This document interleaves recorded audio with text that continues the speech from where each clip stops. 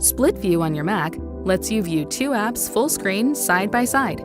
Here's how to use it for distraction-free multitasking. To enter Split View from the desktop, hold down the green Full Screen button in the upper left corner of an app window.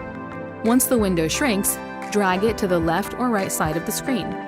Your desktop will resize to the other half of the screen, showing all your other open windows. Now click another app to use both windows side by side.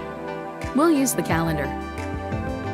If you changed your mind about which side you want each app on, you can drag one Windows toolbar to the opposite side and they'll swap places.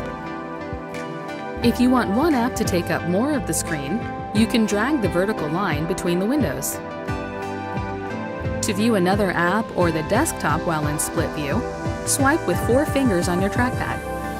In some versions of Mac OS, you can do this with 3 fingers instead of 4.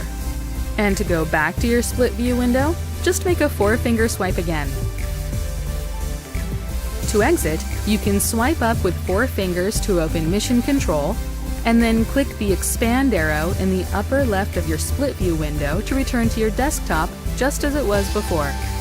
There are other ways to enter and exit Split View too. Check the link in the description for more information. And that's Split View.